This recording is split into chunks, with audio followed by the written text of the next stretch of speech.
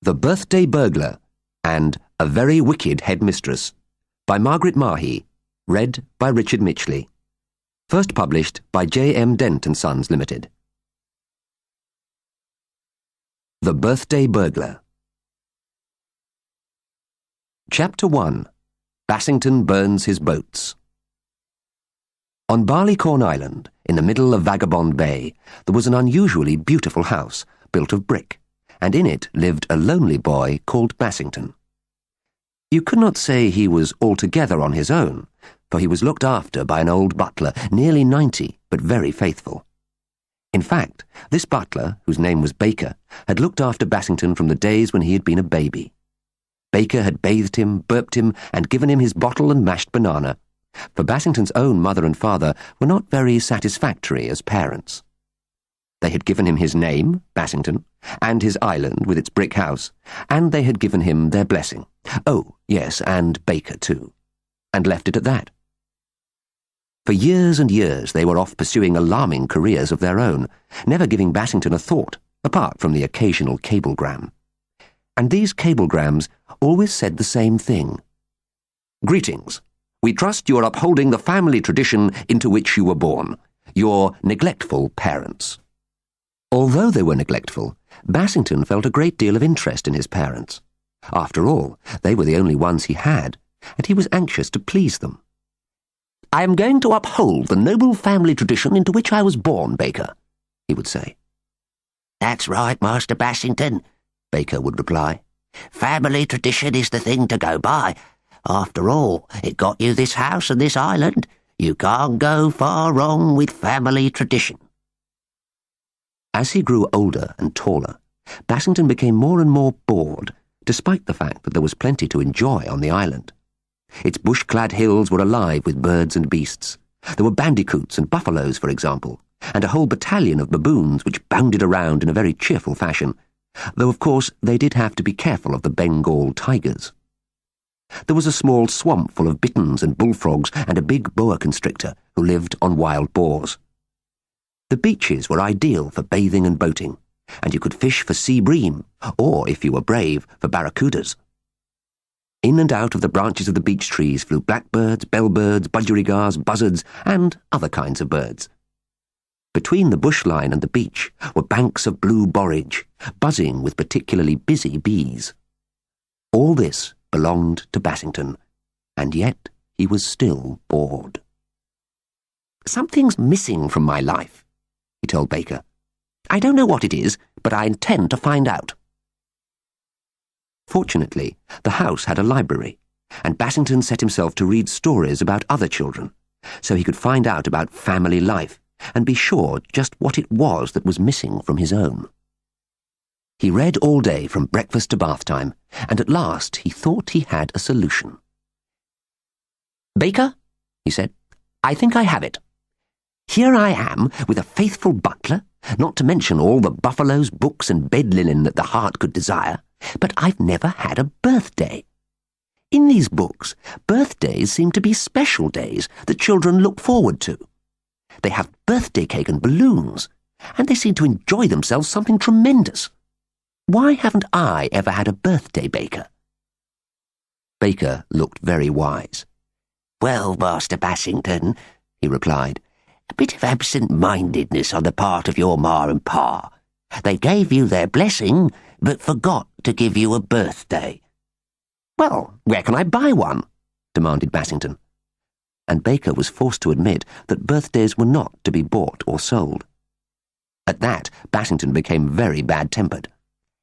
It is time I upheld the family tradition, he declared. Baker, I will get a birthday for myself. In fact, I will steal several. I'll become a birthday burglar. Get out the hot air balloon, Baker. We are going to town. Master Bassington, do you think it's wise to start off with birthdays? Quavered the aged Baker. Why don't you behave like most boys? Start off with barley sugar, work up to bicycles, do a few banks, and go on to birthdays from there. Birthdays are very hard, birthdays are, and people will get all resentful and up against you. Baker, said Bassington, I will brook no boggling. run my bath, get out the black burglar suit that belonged to Great-Uncle Brinsley, and then fill the hot air balloon. I'm really fed up, and a birthday or two may change all that. There must be no going back. Baker, I shall burn my boats." Certainly, Master Bassington," burbled the butler, but as he ran the bath, he was heard to sigh and say, "No good will come of this." Chapter 2. Mrs. Herringbone Thinks Things Are Fishy. Baker was astounded. Bassington turned out to be a born birthday burglar. "It's in the blood," Baker muttered, as Bassington stole birthday after birthday. He went about it in a particularly brilliant way, breaking and entering the Bureau of Births, Deaths and Marriages, which gave him all the birthday information he required. Coming silently by hot air balloon, he would arrive on the very stroke of midnight and whisk the birthday away at exactly 12 o'clock. Of course, a lot of people did not mind. They were pretending to be younger than they really were anyway, and were pleased to be relieved of all further birthday responsibility. But one person who did mind was Mrs. Herringbone, and another was Joanna Joy, although they minded for rather different reasons. Mrs. Herringbone minded because she was 99, and her stolen birthday was her 100th. She had been looking forward to a birthday cake and presents, a cablegram from the Queen, and a card from her great-great-grandson saying, "Happy Birthday." So it was not just a birthday she had lost, but a birthday as well. Joanna Joy, on the other hand, was going to be 8, and she was looking forward to roller skates so she could race her friend Simpson and his assorted Simpson brothers and sisters, all of whom already had roller skates.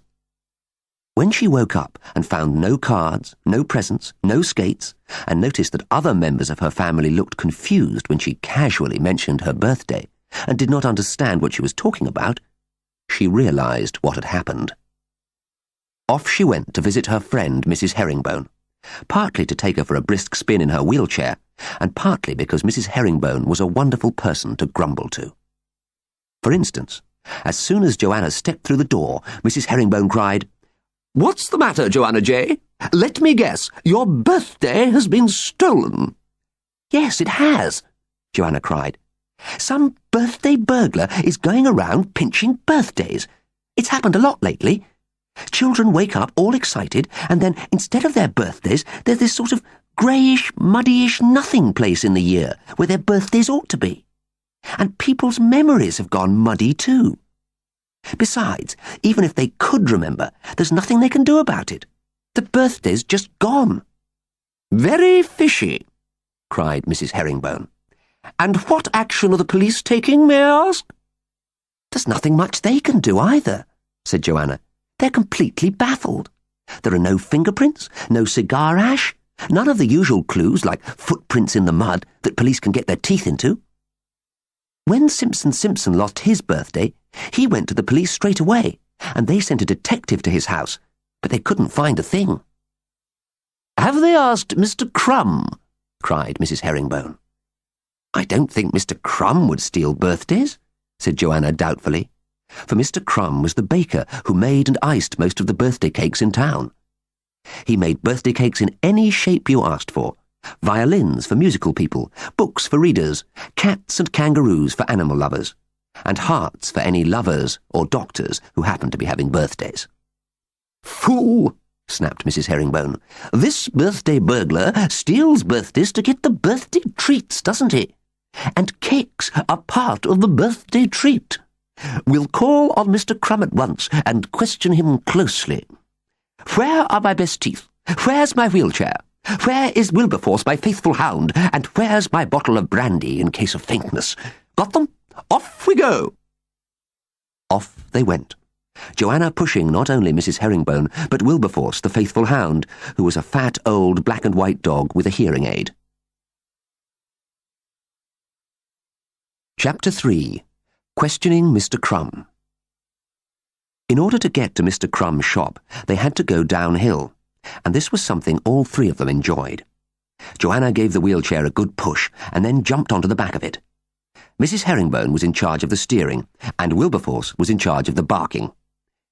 They whizzed down the hill, terrifying cyclists, panicking pedestrians, and rampaging through a swarm of skaters like a hawk diving through a flock of sparrows. "There's Simpson, and all the little Simpsons," shrieked Joanna. "Fall in behind, Simpsons! We're going to track down the birthday thief." On hearing this, the skating Simpsons fell into line behind Mrs. Herringbone's wheelchair, and they all shot downhill at refreshing speed, past the supermarket, past the dry cleaners and the laundrette, finally drawing up in a cloud of dust and ice cream wrappers outside the cake shop of Mr. Crumb. "Funny you should ask about birthday cakes," said Mr. Crumb, fixed by Mrs. Herringbone's aged but still steely stare. "I've been getting the same number of orders, but the cakes are all to go to the same place, Vagabond Beach." "But nobody lives at Vagabond Beach," said Joanna thoughtfully. "Not many people even go there, owing to the steep, winding road." "Don't I know it," declared Mr. Crumb with deep feeling. "No one will drive the van down there for me, so I have to drive it there myself. And I'll tell you this without a word of a lie, it fair gives me the fluttering apprehensions when the van's bonnet tilts down towards the beach. It's like being at the top of the Ferris wheel. I tell you, Mrs. Herringbone and Joanna Joy, my sufferings on that road will bring tears to the eyes of a boiled potato. But I says to myself, the birthday cakes must get through. And somehow I get there and unload said cakes onto the beach as per instructions. There's no one there, not even seagulls. Yet when I bring the next lot, the cakes brung previously have been taken possession of." "You mean the beach is always totally empty when you deliver the cakes?" Mrs. Herringbone asked keenly. "Totally empty, except for the balloons and the birthday presents," said Mr. Crumb. "I'm a noticing man, and I can't help observing that the beach is entirely covered in balloons and birthday presents of all kinds and colours.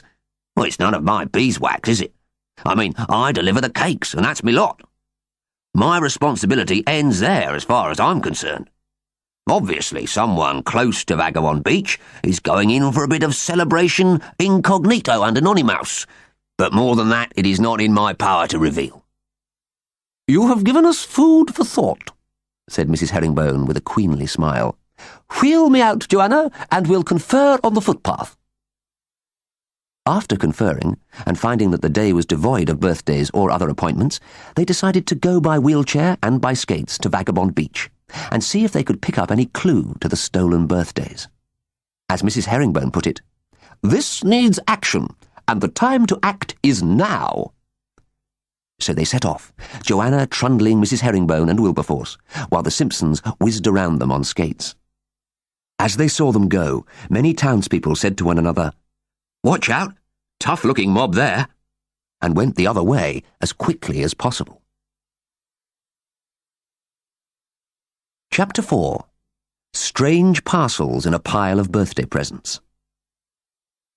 It was a long way to go, but at last they came down the main road to the turn-off onto Vagabond Beach. The road slid downward so sharply, so steeply, it was easy to see why Mr. Crumb had the fluttering apprehensions every time he drove down it. But as you already know, Mrs. Herringbone, Joanna Joy, and the Simpsons were good at slopes, and the steeper they were, the better they liked them. Down went the wheelchair, rattling and leaping. Down went the skaters, sliding and gliding. A tang of salt in the air made Wilberforce bark like a puppy, and brought out a heroic gleam in Mrs. Herringbone. "Faster! Faster!" she cried, and they swung around the corner in a perfectly controlled one-wheel drift, very pretty to see. At last, they came shooting out from under the trees that lined the road and onto the silver sand of the beach. Then they all gasped, dumbfounded.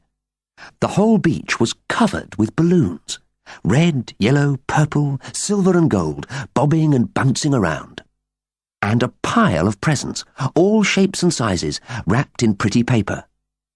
Birthday cards wishing many happy returns waved in the breeze like little flags.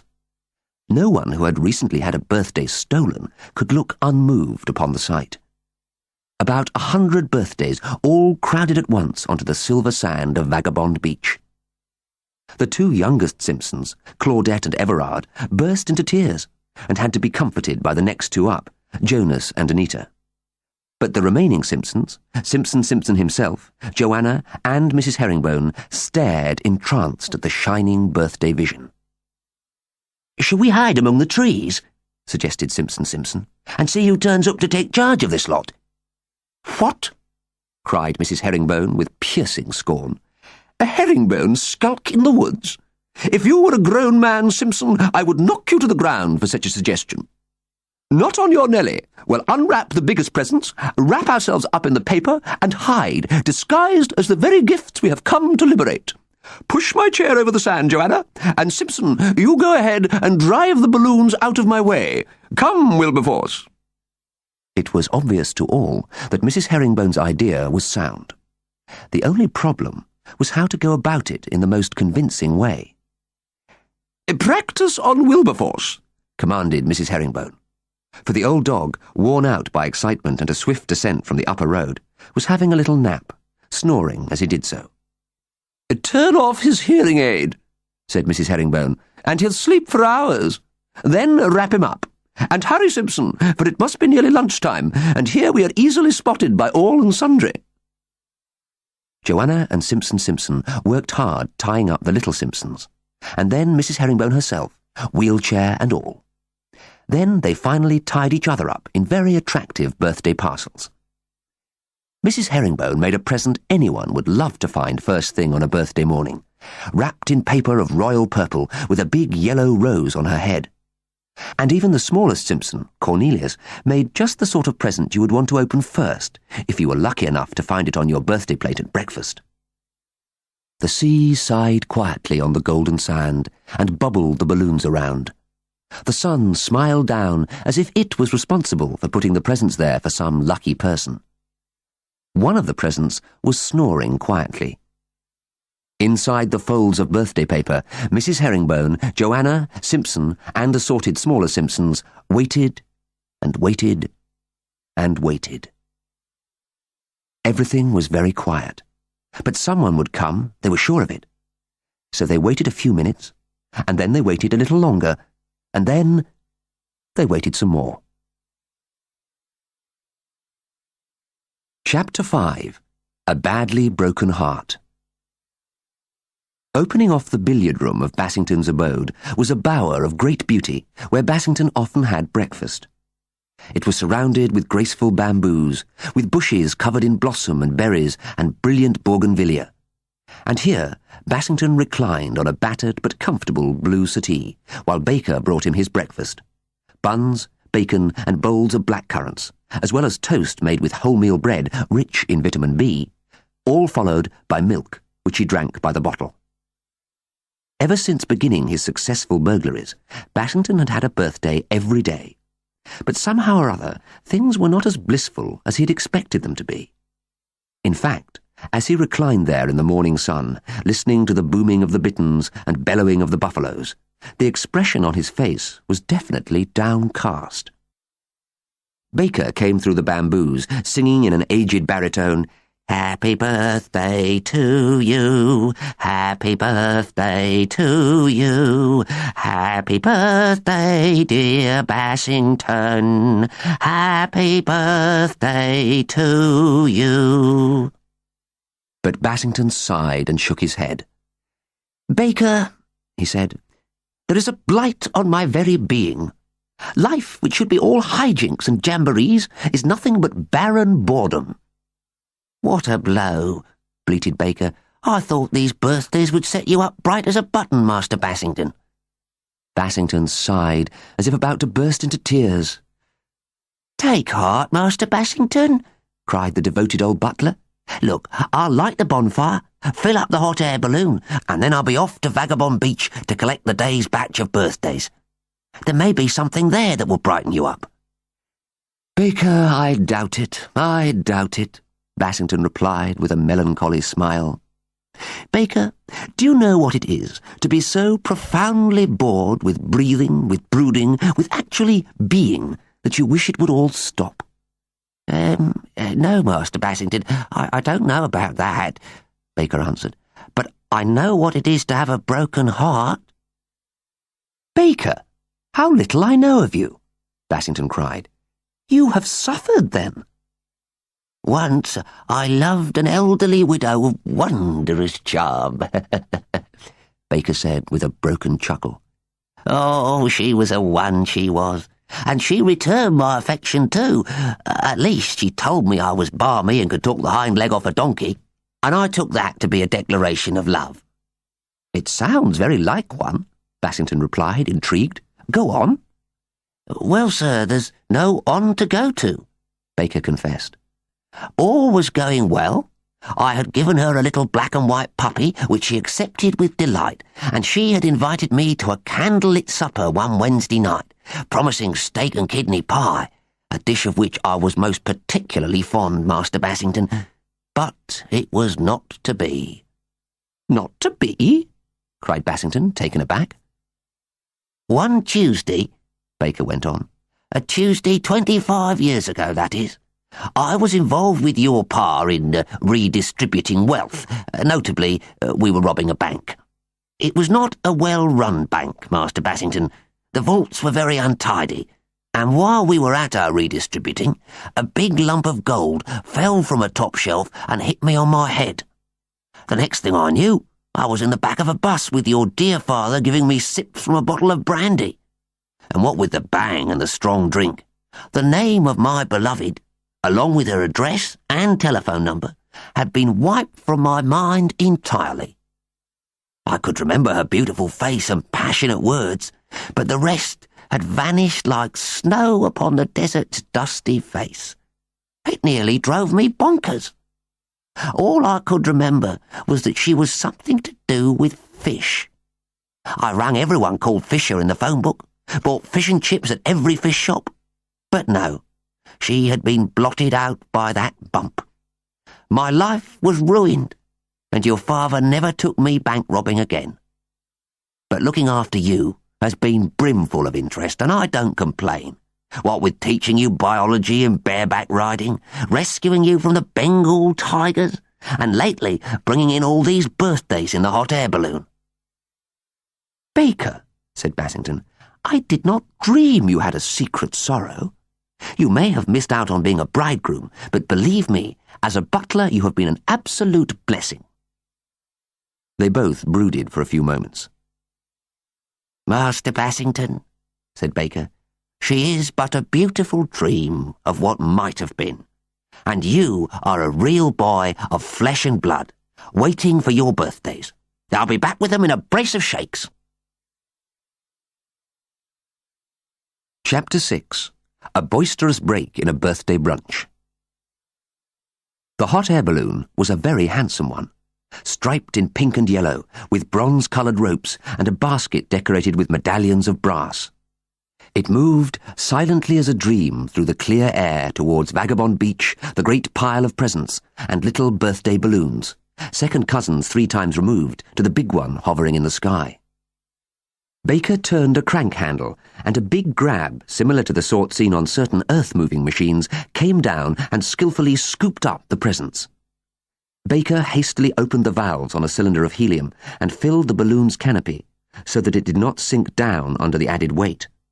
At the same time, a battery-operated suction pump came into play, sucking up all 500 of the little balloons into colourful clusters, so that the big balloon looked as if it had become the parent of a large family of young ones. Then Baker began tacking back towards Barleycorn Island with a full load of birthdays on board. "Oh, it's a good heavy load today," he thought. "I hope it brightens him up, because I've never seen him so mopish, not even when he was cutting his teeth." And Baker sighed a little and dreamed of his lost fishy love. "Ah, she was a paragon among women," he sighed. "Oh, why did Master Bassington recall her to my thoughts again? Never mind, here goes with the balloons." He switched off the suction pump, and balloons showered over Barleycorn Island. Some fell on the tussocky hillside, where the baboons found them and played with them for hours. Some fell into the bush, where they terrified the bandicoots, but most of them bounced around Bassington as he nibbled his breakfast bacon. You or I might have been overwhelmed to have about 400 balloons falling out of the sky on us at breakfast time, but Bassington looked at them wearily. This had happened to him every morning for a week, and it had lost its novelty. He watched as Baker put the hot air balloon down in the middle of the bower so gently that even if it had been filled with bellbirds' eggs, not one of them would have broken. The presents lay in a glittering pile beside the big balloon, and the little balloons went rolling everywhere. "Here I am, Master Bassington," cried old Baker. "You've got some good presents this time. Look at this big purple one with a yellow rose on top of it." "Blow it!" Bassington burst out belligerently. "Baker, I could just burst with boredom. Any more of this, and I'll be forced to go out and steal Christmas." "Steal Christmas?" cried Baker in dismay. "Oh, you wouldn't do that, surely. Where would we put it? We're almost full up with these birthdays, for one thing, and for another, Christmas is the big time, Christmas is. People will get nasty if you took Christmas. No, Master Bassington, forget Christmas, and open this purple parcel, do, sir. I don't know when I've ever seen a parcel that appealed to me more." "All right," Bassington said in a despairing voice. "You open it up for me, Baker, and I'll just watch you to see if there's anything worthwhile in there." Hidden inside the purple parcel, Mrs. Herringbone heard his words with the most furious kind of fury imaginable. Here she was, missing out on her 100th birthday and having to stay a mere 99, spending an hour or two tied up in purple paper with a yellow rose on her head.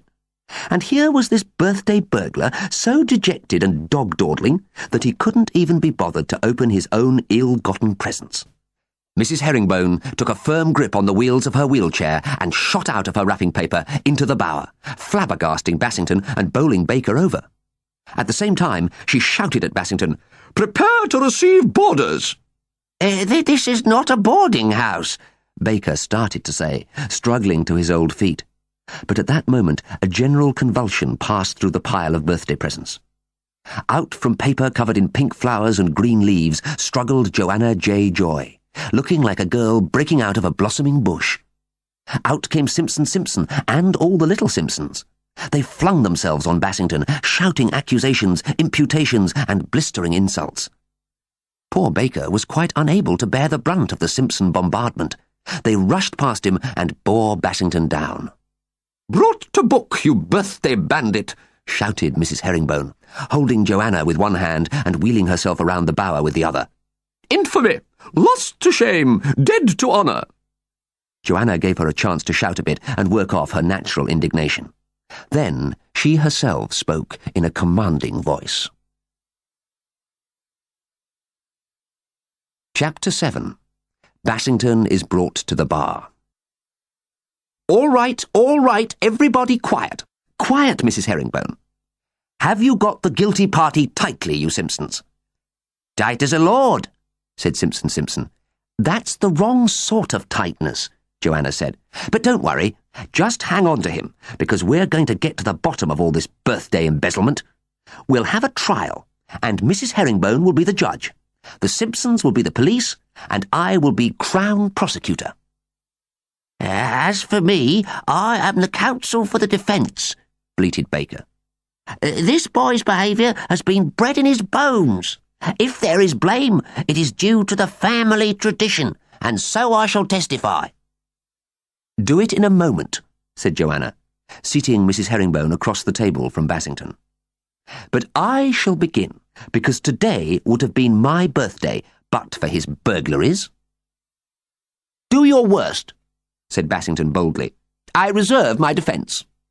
Curiously enough, he was looking 1,000 times more cheerful than he had 10 minutes earlier. Curiously enough, he was now beginning to smile. It was a long time since he could remember being so richly entertained. "Prisoner at the bar," Joanna began, for she had seen many court cases on television and knew what she ought to say. "It is charged that you have feloniously and with intent burgled and abstracted birthdays that rightfully belong to other persons, be they bigwigs, bumpkins, or beggars." The Simpsons and Mrs. Herringbone looked at her, bemused by her power as a prosecutor. "The birthdays under immediate consideration," Joanna went on without blenching, "are my birthday and the judge's birthday.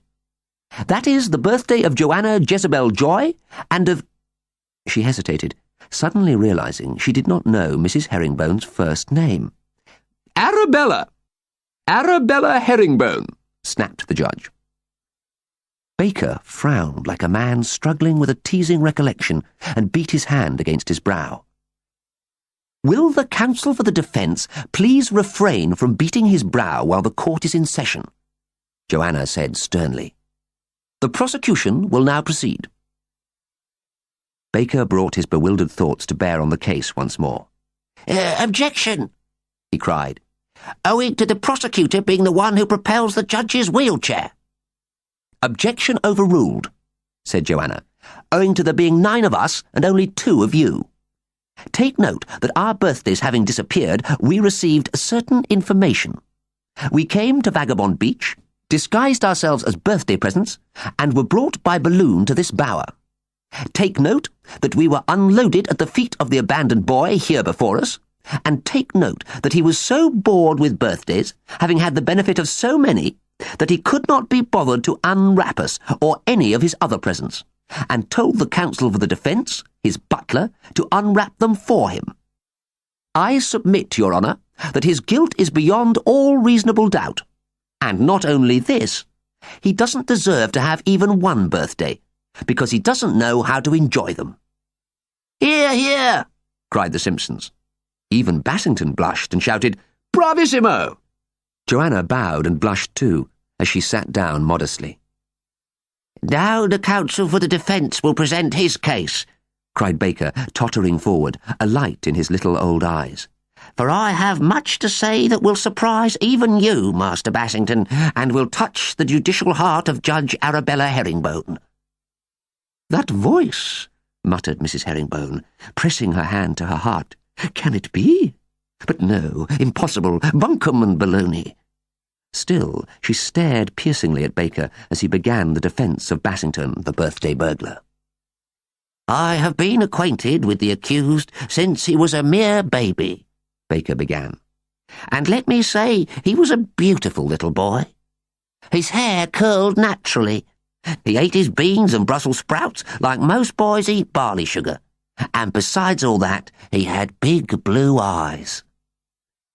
"Baker," cried Bassington, blushing even more brightly, "moderate your raptures." "I was just brushing in your background for them, Master Bassington," Baker explained apologetically. "However, so be it, this promising branch of the family was directed towards a life of crime by his family tradition. Loyalty to his forebears has made him turn the steps of his youthful wanderings towards the darker side of life." "What's he talking about?" the little Simpsons asked each other. "What's all this about 4 bears? There were only 3 bears, weren't there? Where does the extra bear come from? And what about Goldilocks?" "He says Bassington stole our birthdays out of loyalty to his ancestors," Mrs. Herringbone said. "I should like to see him prove it, that's all." "And so you shall, my dear old fish, that is to say, Your Honour," Baker declared in a quavering but confident voice. When he called her his dear old fish, Mrs. Herringbone started sharply, and as the trial proceeded, she continued to observe Baker closely. Chapter 8. Bassington's Bothersome Forebears. "Prisoner at the bar," Baker went on, striking a legal pose. "Rise up on your hind legs and answer the following questions. Of what profession was your great-grandfather?" "A bandit," replied Bassington, proudly but defiantly. "And your grandfather?" "A brigand." "And your father?" "A bushranger." Baker looked around significantly. "There, you see? What blame can attach to a boy with such a background? Doctors like their sons to be doctors, or even their daughters if they aren't blessed with male issue. Prime ministers like their sons to be prime ministers too. Bassington was bound to be a bird of a family feather." "Question," shouted Joanna. "We concede the point regarding fathers, but what about his mother?" Yes, what about that?" asked Mrs. Herringbone, smiling at Baker. Well, his great-grandmother was a maritime peddler who took up piracy, Baker said. But Bassington put it more bluntly.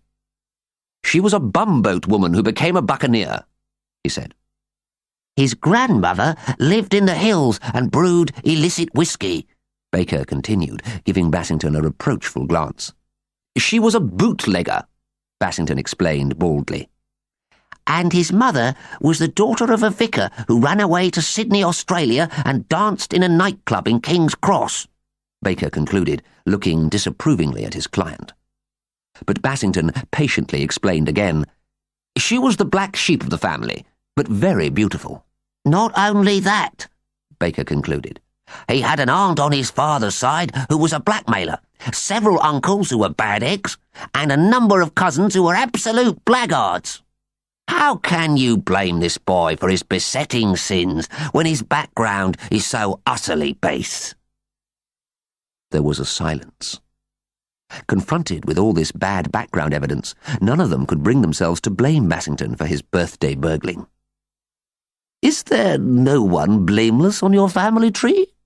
Mrs. Herringbone asked, and Bassington thought for a moment. Well, he said at last, there was Great-Aunt Betty. She was a botanist who specialised in writing books about beetroot. Keep talking. There's a clue there I'm missing out on, Mrs. Herringbone muttered. Now that I'm all but 100, I'm not as bright as I used to be. Keep talking. Well, my father did have a brother called Benjamin who was a bus driver, and Mother's twin brothers, Bexhill and Bromley, worked in the zoo. Bexhill looked after bison, and Bromley was a world expert in backwood budgies. Joanna's jaw slowly dropped, but her eyes began to blaze with inspiration. Badger your brains, Bassington, she cried. Bring out any blameless relatives you've got buried in your record books. I have a cousin on my mother's side who was a mere bungler, he offered at last. That's no good, Joanna declared. I need something a bit more positive than bungling. My father's Aunt Bella was a barmaid, Bassington said, and one of my great-grandmothers was a benefactor, but I forget whose. And now I come to think of it, I had 4 great-grandmothers, one of whom was a band leader who played the bassoon very beautifully. That's blameless. And then there was Great-Uncle Babbitt, who was a butcher, and a second cousin, Bathsheba, who sold buttons in a boutique. My mother's brother, Bentley, actually became a barrister, and, oh, Baker! Good heavens! We never thought of him. Who? Cried Joanna, the Simpsons, and Mrs. Herringbone. Why, one of my grandfathers, not the one who was a brigand, but the other one, Grandfather Beaumont, was Bishop of Bamboola. Bishop of Bamboola? Exclaimed everyone, and Joanna slapped her hands down on the table. I am about to make a statement to the court, she declared. Listen closely. Then she went on in impressive tones. Here we have a lad embarked on a life of burglary in the belief he was following a family bent which it was his duty to pursue. But I give it as my learned opinion that there has been a blunder. It isn't burglary and brigandage to which his family is addicted. It is something simpler than that. It is the letter B.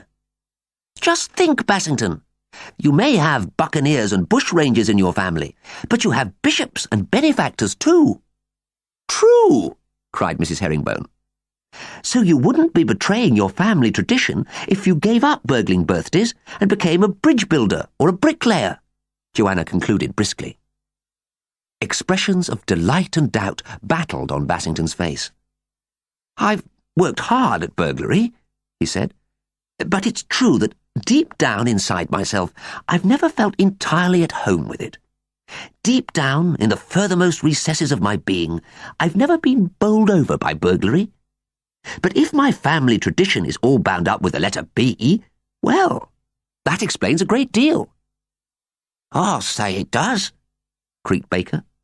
For when you were nothing but a little bobby, you'd say, "Baba, Baba," over and over to yourself, and blow bubbles as you said it. You loved your bottle and your blue bunny. Later, you were devoted to bananas, biscuits, baked beans, and bacon. Yes, and now my favourite dinner is braised beef with buttered beans and broccoli, and blackberries and buttermilk to follow, Bassington explained. What about brown bread? Asked Simpson. Love it, exclaimed Bassington, particularly with butter. Oh, it's bees with you, all right, cried Mrs. Herringbone triumphantly. You're not stuck with burglary. You can be a bookkeeper or a banker if the fancy takes you. You can go back to blowing bubbles or become a baseball player, and all within the family tradition. Bless the day, Bassington murmured piously. I'm free. I feel as buoyant as a bird. But what shall I do with all these birthdays? If I take up a new career, I shall be working far too hard to use them all. Do you think you can pick out your own birthdays? Not a chance, said Joanna Joy, looking sadly at the birthdays filling the bower. There are too many, and everyone's birthday looks just like everyone else's. Yes, agreed Mrs. Herringbone. I'd say they were embroiled beyond all hope. Chapter 9. Baker back with his beloved. Come now, said Baker in a frightened voice. Give it a go. You don't want to leave us cluttered up with birthdays when we're starting a new life, do you? You stole them, Mrs. Herringbone pointed out sternly. But we were under a misapprehension, cried Baker sulkily.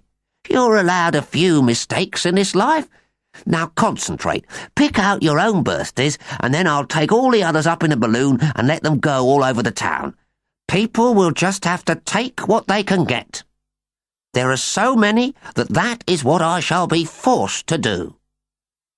Baker spoke these words with grave emphasis, but to his surprise they caused a great scrambling and scrattling in the pile of parcels at the far end of the bower. Out staggered Mrs. Herringbone's faithful old dog Wilberforce, looking like a black and white coffee table with a hearing aid. Deaf as he was, he had actually heard Baker's last words, and thought he was being called by a voice from the past. Bewildered, he went to Mrs. Herringbone and pricked up his ears, a sign that he wanted his hearing aid turned on, the better to find out what was happening. At the sight of Wilberforce, Baker brushed his hand over his eyes like one who is troubled by a baffling dream. Wilberforce, he said, astonished.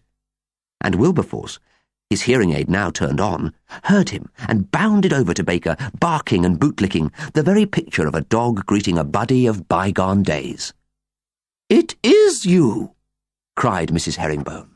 And it is you, Baker declared. Master Bassington, this enchanting woman is my erstwhile beloved. He bounded over to Mrs. Herringbone and embraced her ardently. I thought it was you, but I couldn't be quite sure. I scarcely dared to hope. It is you, repeated Mrs. Herringbone. You breaker of hearts and promises. What have you to say for yourself? 25 years ago, a Wednesday it was, I made a dream of a steak and kidney pie and lit the candles, but you did not turn up for dinner. Please explain. Arabella, cried Baker, dropping on his knees. Forgive me. I was banged on the head by a lump of gold and lost my memory. I could remember your fascinating ways, but I had forgotten your name and address.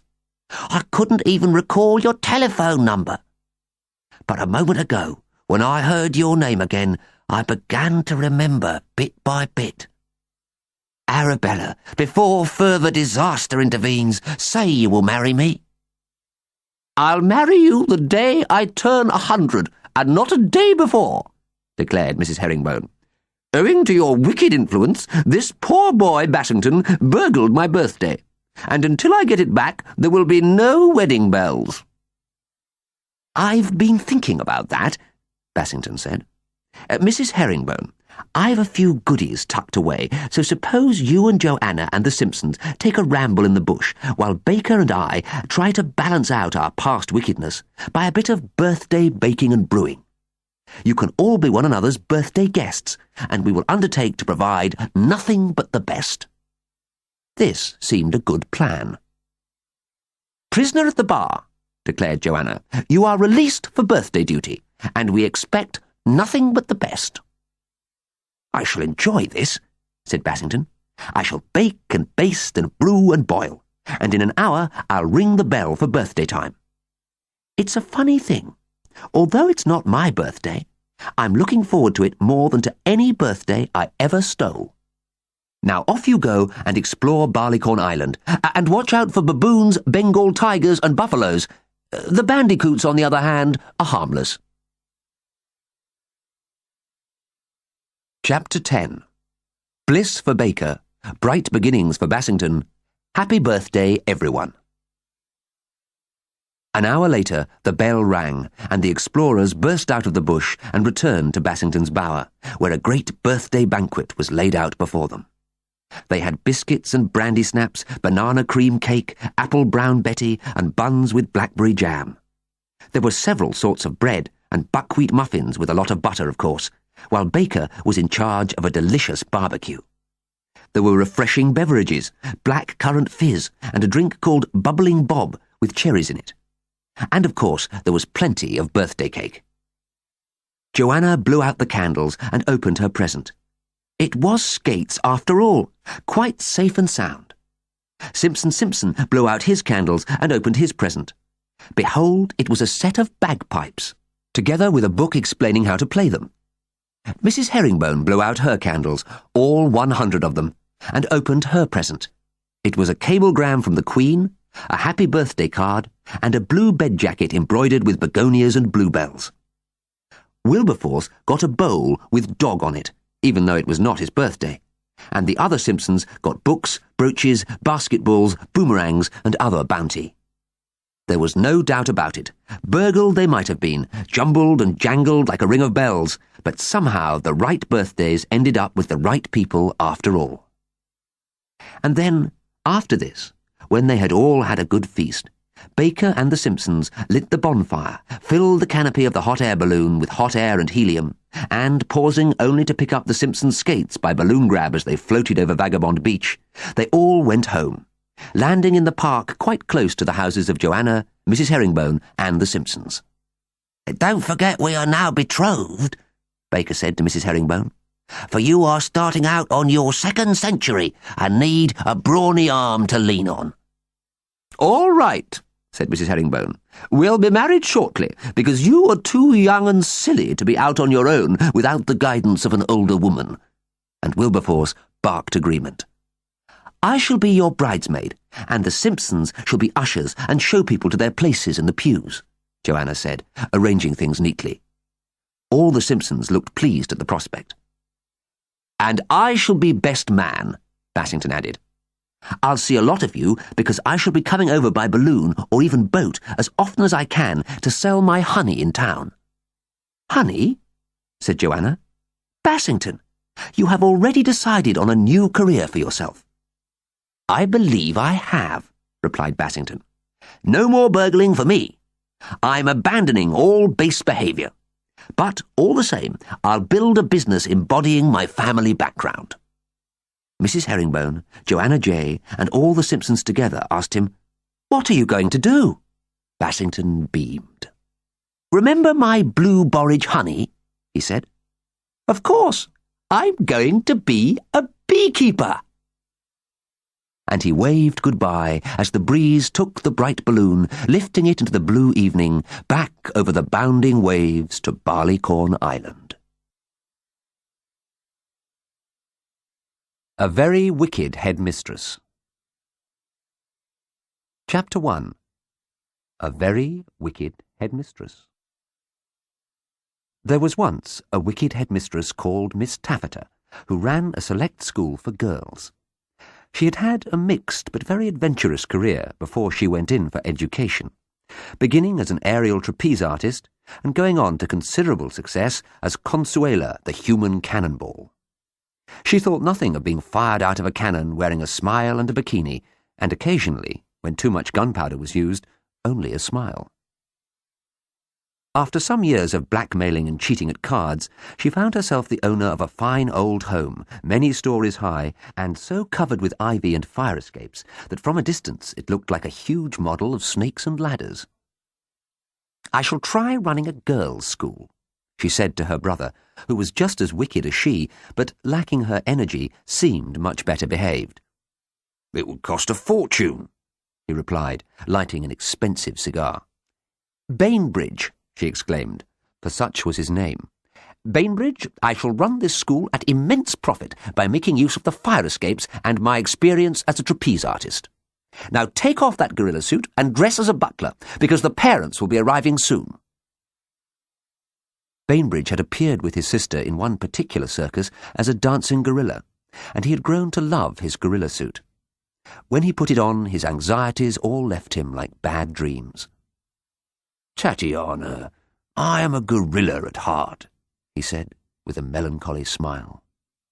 "You can wear it upstairs in the evening," she replied, and he had to be content with that. Chapter 2. A Farmer with an Unfortunate Weakness. Not far from the new school was a farm belonging to Mr. Fendleton Bassett, a very susceptible man. Like Miss Taffeta, he had a mixed history. A man of many talents, he was a doctor of philosophy and could juggle 3 oranges with one hand. He had, nevertheless, a terrible weakness that had prevented him from making the most of himself. He kept falling in love. His was an affectionate nature, and even if a woman was very plain, he could always find some bit of her he simply could not resist. An ankle, or her fingertips, or even her left eyebrow.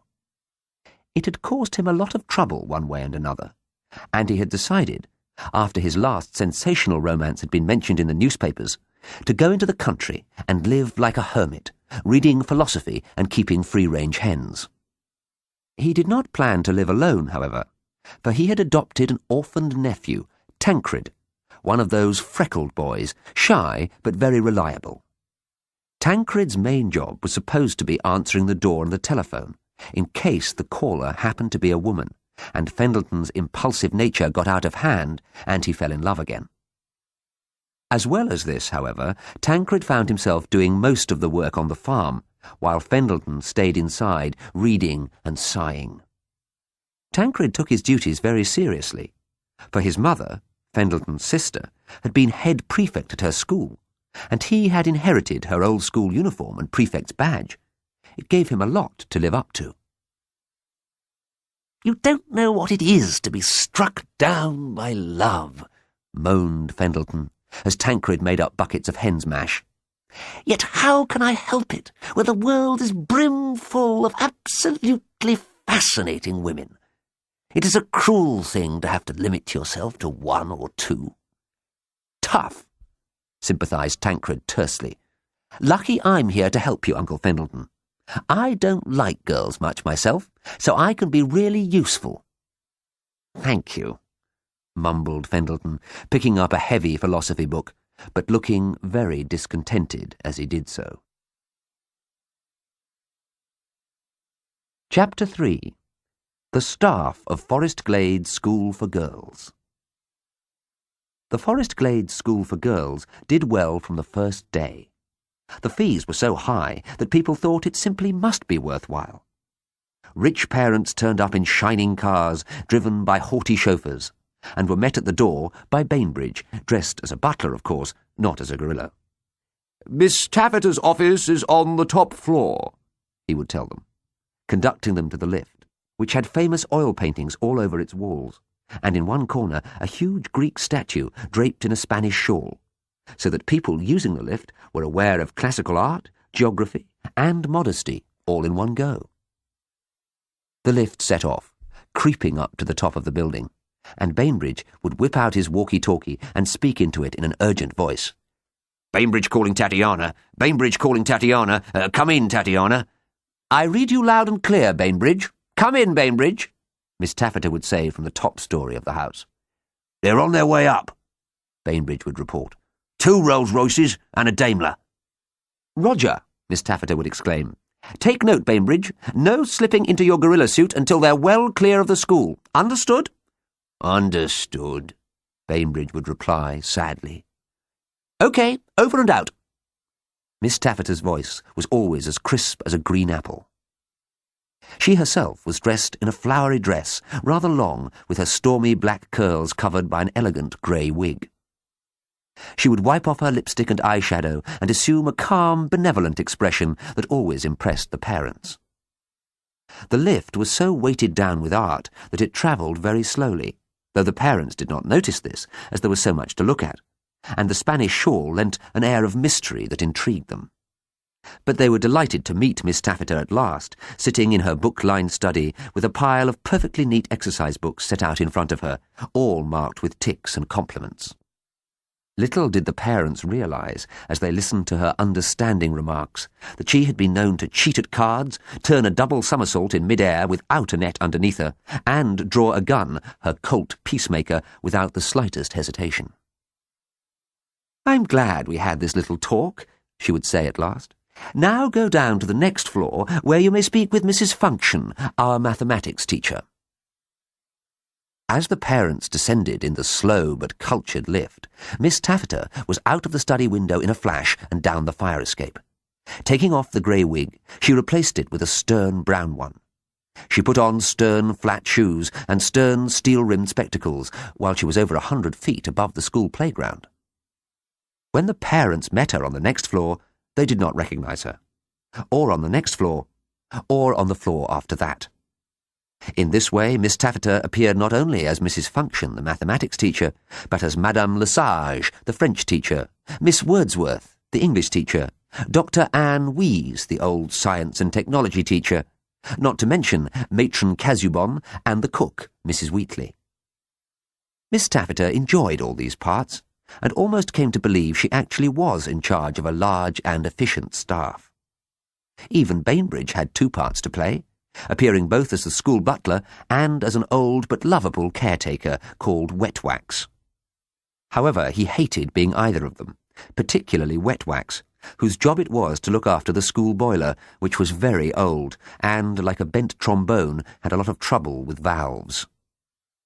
Nevertheless, it was easy to see that the parents driving out through the school gates were very much impressed with what they had seen, and thought it was hardly surprising that such a well-staffed school, with such an artistic lift, should be a little on the expensive side.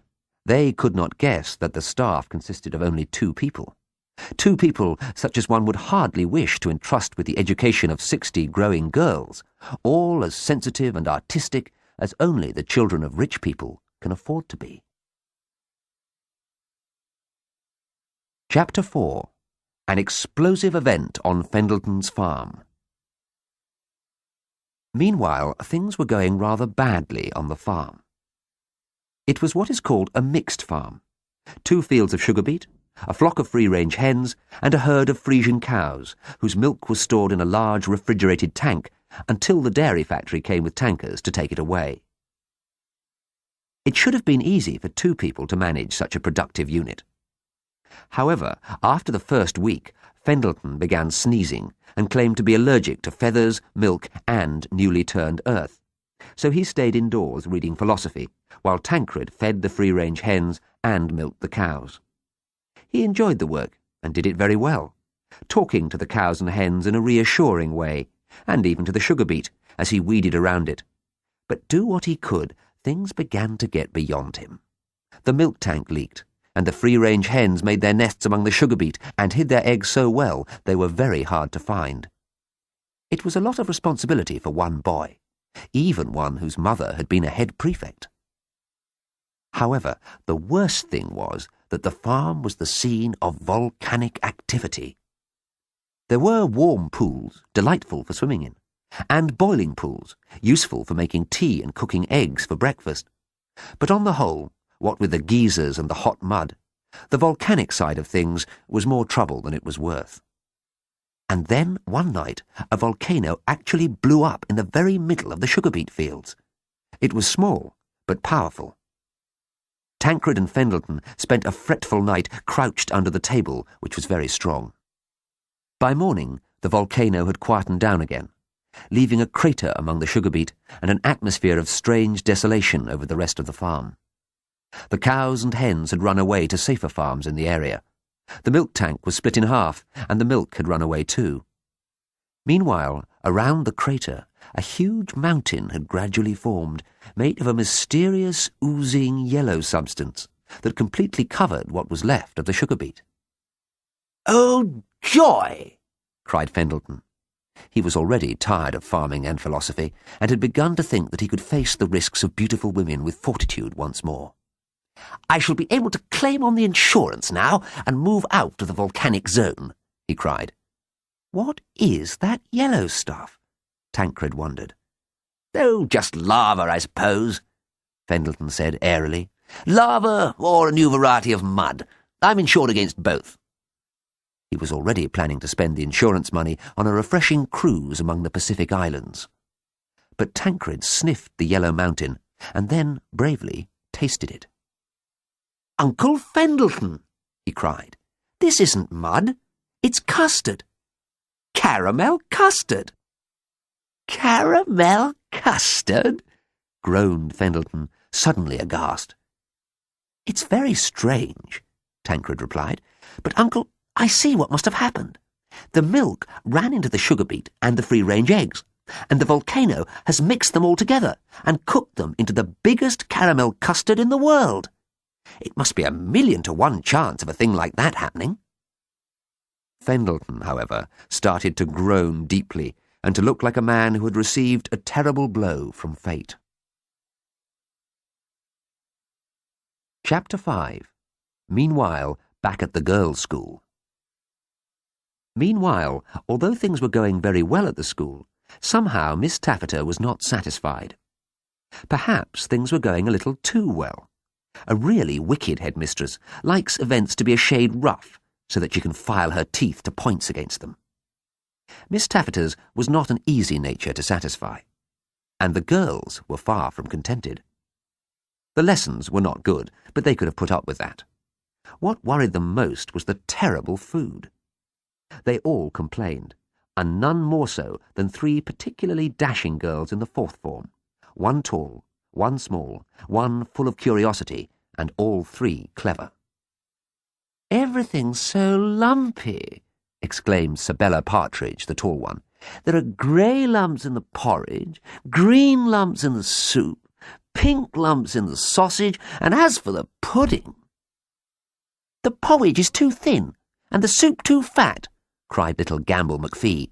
"And as for the pudding—" "The sausages are too old, and the potatoes too young," declared Faustine Smith-Smith, a girl so alert with scientific curiosity she even looked like a charming fox terrier.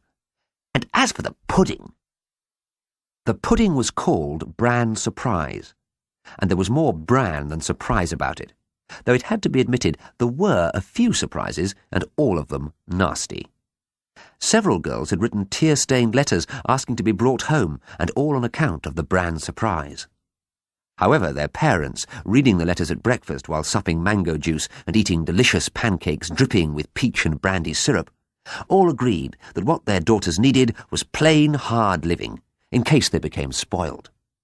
Being rich, they were worried that their daughters might grow up spoiled, whereas the girls, being younger and less experienced, did not worry about this at all. The only pupil who steadily ate her way through everything that she could get was Phoebe Clackett, whose father was a lieutenant colonel. Phoebe's eating record was so good that she was given top marks in every subject and was made head prefect into the bargain. "Eating is part of life," Miss Taffeta said, wearing her grey wig and a benevolent expression at morning assembly. "I want you to learn by Phoebe's example. It is not enough to be beautiful like Sabella, or humorous like Gamble, or scientific like Faustine. You must learn to eat the nutritious food prepared for you by Mrs. Wheatley, and learn to be well-rounded personalities." "You're certainly coining money," Bainbridge said admiringly to his sister as they sat over coffee and liqueurs one evening in their luxurious sitting-room on the top floor. Miss Taffeta was marking science tests with one hand and counting her ill-gotten profits with the other. "Yes, I know," she said in a discontented voice. "I can't think why I'm not happier about it. Could it be that money does not bring happiness? Surely not. And Bainbridge, I hope you checked on that boiler before you came up. If this school explodes, it must be because I choose to explode it, and not because of some bent valve. But Bainbridge had come upon an interesting item in the Circus Performers' Gazette, a magazine he still subscribed to, even though he hadn't been a circus performer for years. "Tatiana, listen to this," he cried. "Ruined," says the headline in large type. "Mr. Fendleton Bassett, the philosopher farmer, woke this morning to find his fields of sugar beet covered with caramel custard as a result of a freak volcanic eruption. I am ruined, ruined," sobbed Mr. Bassett bitterly. "Isn't that interesting?" Bainbridge asked, looking over at his sister, who stared back at him as if he had given her an unexpected present. "Bainbridge, for once in your life you may have justified your existence," she declared. "There are great possibilities in that news item, and tomorrow morning I shall check them out, you may be sure of that." And she returned to marking the science tests with a new enthusiasm. Chapter 6. A Fascinating Telephone Call. "Ruined! I am ruined!" cried Fendleton. "My farm is feet deep in a fatal flood of caramel custard. I'm insured against flood, fire, drought, damage by hail, earthquakes, locusts, nuclear attack, possums, and giant moles. But I did not take out a policy against custard. It's 1,000,000 to 1 chance, I thought, and I didn't insure against it. I'm ruined," he sobbed broken-heartedly, pausing only to dip his toast in his tea to soften the crust. "It's quite a nice custard. The taste, that is," said Tancred, "though it is very lumpy. I'll go and get a bucketful, pick the lumps out, and we'll have it for lunch with fresh fruit salad. We might as well get some pleasure out of it." He left Fendleton, whose lamentations, though understandable, were becoming hard to bear, and hurried off with a bucket and a trowel to the mountain of caramel custard, beautifully gilded by the early morning sun. This was an unfortunate move, for no sooner had he left than the telephone rang, and Fendleton, forgetting that he was not supposed to answer it, promptly picked up the receiver, still sobbing broken-heartedly. "Fendleton Bassett speaking," he said. "Hello," said a husky voice with a fascinating foreign accent he could not quite place. "You are the man with the mountain of custard?" Fendleton quivered as if he had been shot. He instantly adored, sight unseen, the owner of this mysterious, melancholy voice. I do own a large custard," he agreed. But don't let's talk about custard. I would rather talk about you." "But you do not understand," said the husky voice. "I wish to buy a sample of your custard. I am willing to pay 10 cents a square meter." Fendleton shot a distracted glance out of the window. The custard was so large that 10 cents a metre would amount to a small fortune. "I would be very happy to discuss the matter with you," he said. "Good. I will come with my front-end loader and tiled trailer tonight. I will be there at midnight." "Wonderful!" gasped Fendleton. You may think it strange that I choose to come at such a late hour," the voice continued, "but I find it a good hour for business deals, because it is dark and quiet and easy to concentrate." It's just what I feel," Fendleton cried. "We obviously have a lot in common. Would a glass of homemade sparkling parsnip champagne assist you to concentrate?" "I find champagne at midnight a great aid to concentration," the voice said in silky tones. "I am already looking forward to meeting you more than I can say." The telephone clicked as she hung up. Fendleton lay grasping the receiver for a little longer. He thought he could smell perfume down the line. Then he leapt up and reeled across the room to put his head under the cold tap. Weeks had passed since he was last in love, and now it came as a great shock to his system. A few miles away, Miss Taffeta sat staring at the telephone with a triumphant smile. "Bingo," she said. "It's bingo, Bainbridge. Wickedness wins again." Chapter 7. The Lady on the Front-End Loader. The moment Tancred came back into the room, he knew that somehow or other Fendleton had managed to fall in love again. For one thing, he was whistling and looking silly. As Tancred watched him, he began to gaze earnestly into the mirror, trying to cover his bald patch with special locks of hair he had grown for this very purpose. At the school, Sibella, Gamble and Faustine were watching Bainbridge with considerable surprise. "Wetwax is jacking up the swimming pool," said Sibella. "He's putting it on wheels," Gamble observed. "He's turning it into a sort of giant trailer." "But who would want a trailer as big as that?" asked Faustine. "And what would they put in it? And how would they pull it along?" They had no answers to any of these questions, and at 11:45 that night they were asleep and did not see Miss Taffeta set forth on her custard quest. In her pink-lined boudoir, where she kept her most secret cupboards and her most private desk, Miss Taffeta put on her false eyelashes and splashed herself with expensive perfume. She dressed in a very slinky frock, black silk stockings and high heels. Then she put a gold chain with a heart on it around her right ankle and pinned a red rose to her bosom. A few moments later, she was driving off in the school's front-end loader, with the swimming pool, now converted into a trailer, lumbering behind her. Tucked into his bed, Fendleton pretended to be asleep, hoping to trick Tancred, and Tancred pretended to be asleep, hoping to trick Fendleton. They lay breathing evenly and deeply in the soft, custard-smelling night. Over a nearby chair was Fendleton's Chinese dressing gown, while his elegant cigarette holder lay on the dressing table beside his hairbrush.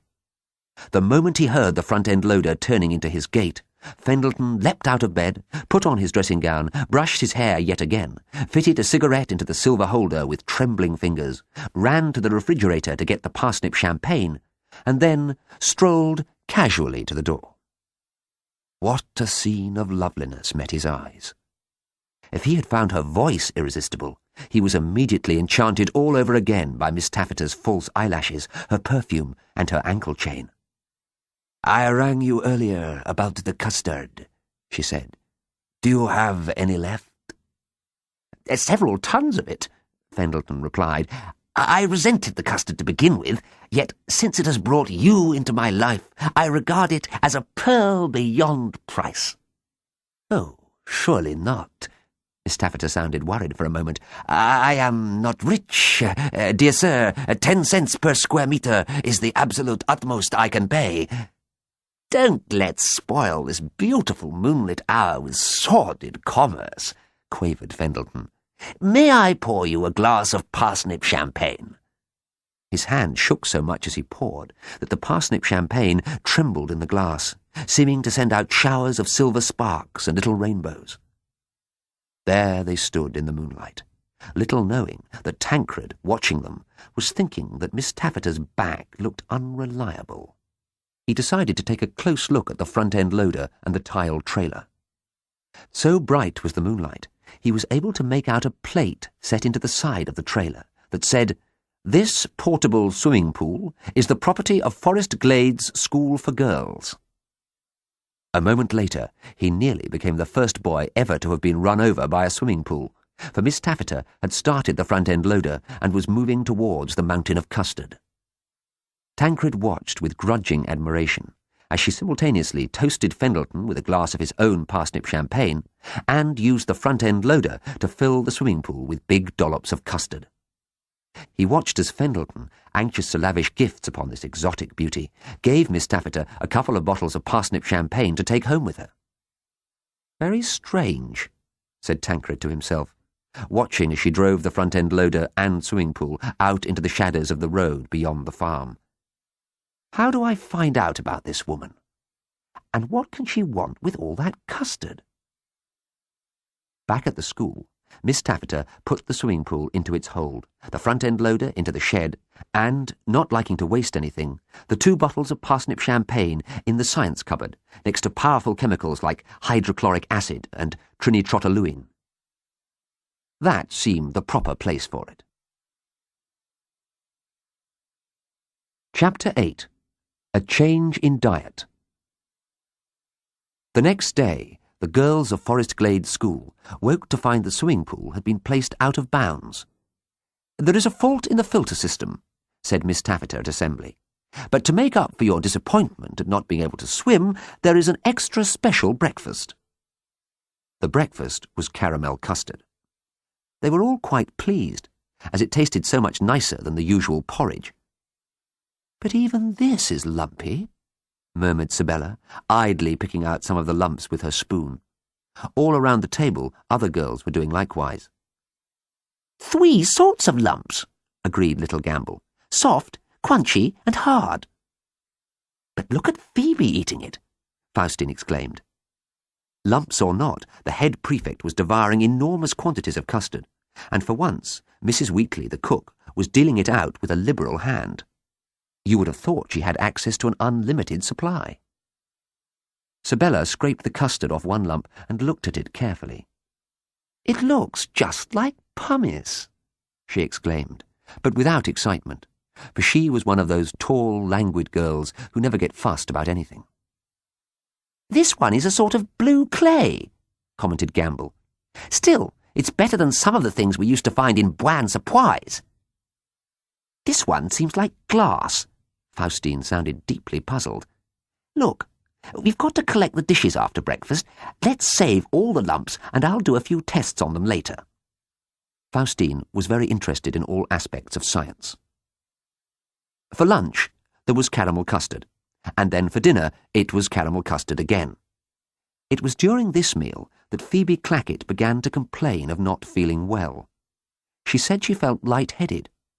"Nonsense," said Matron Casubon, for Mrs. Wheatley, the cook, had hastily run to get the matron. "Pull yourself together." "There's so much of her that pulling herself together would take a week," said Gamble to the others. As it was, poor Phoebe did not try. She simply grew paler and complained more and more loudly, until at last Matron Casubon was forced to ring the Ferguson Clinic, who sent around their own ambulance, 2 stretcher-bearers, and their best doctor, Dr. Vashti, a very pleasant woman. "It looks like pumice poisoning," she said at last. "These cases are very rare, for not many people eat a lot of pumice in this area. I shall take her to the Ferguson Clinic for tests and a few painless experiments." "But she is head prefect. I need her," cried Miss Taffeta, forgetting for the moment she was taking the part of Matron Casubon. However, nobody noticed, and in her brief confusion she let them carry Phoebe off on the mink-lined stretcher the clinic kept specially for wealthy patients. Chapter 9. A Rare Disease of the Well-to-Do. Just before lunch was due to be served, Dr. Vashti telephoned from the Ferguson Clinic, sounding extremely happy. "Miss Taffeta," she said, "I must congratulate you. Phoebe Clackett is suffering from a very rare illness. At first it seemed like mere pumice poisoning, and indeed there was a lot of pumice in her system. But our special tests have shown that she is actually afflicted with diamond poisoning. She shows a very high hardness index and refracts light. Shine a light in one eye, and a rainbow comes out of an ear. It is quite remarkable. We are sending our inspectors round to check on your catering arrangements."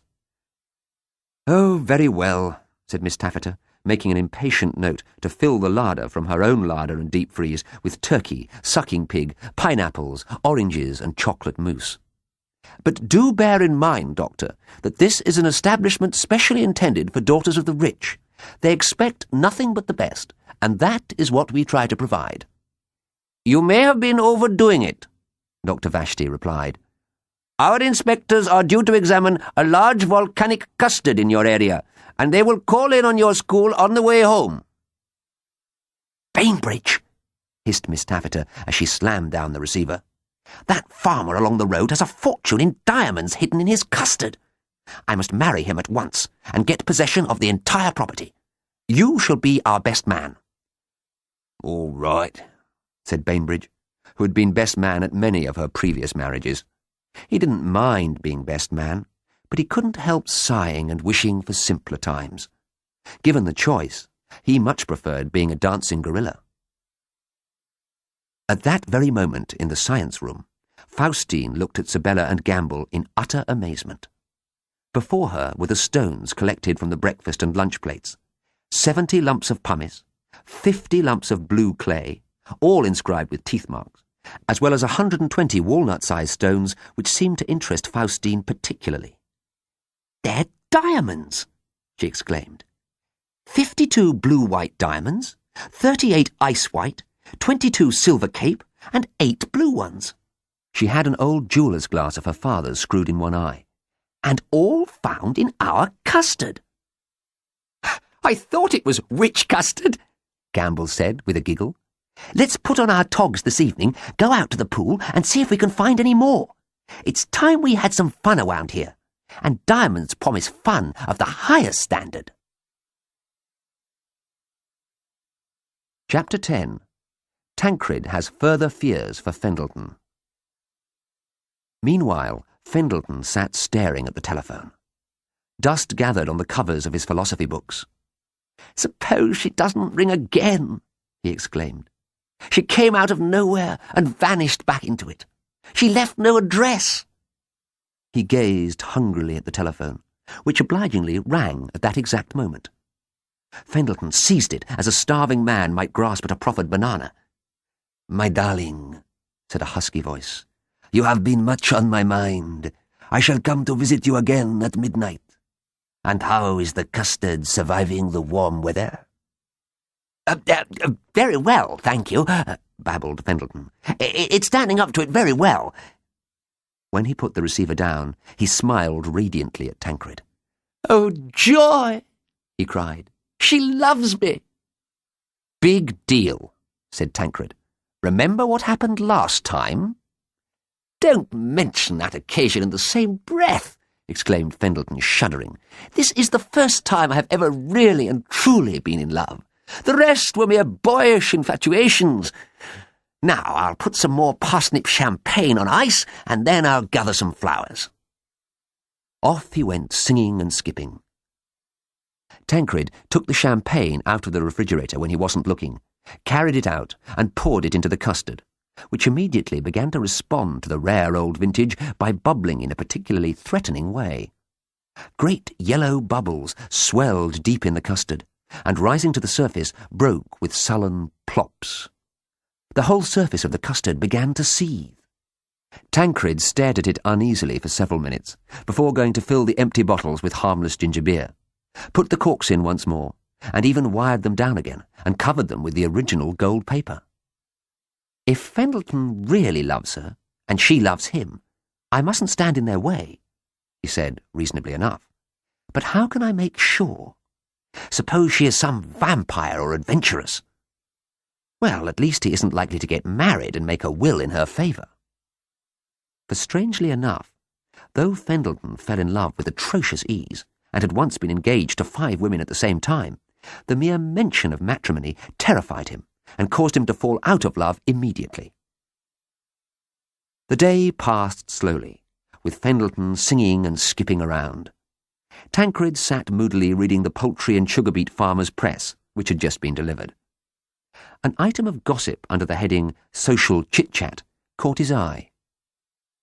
Prominent among the many glamorous patients at the Ferguson Clinic yesterday was Phoebe, lovely daughter of Lieutenant Colonel and Mrs. Clackett.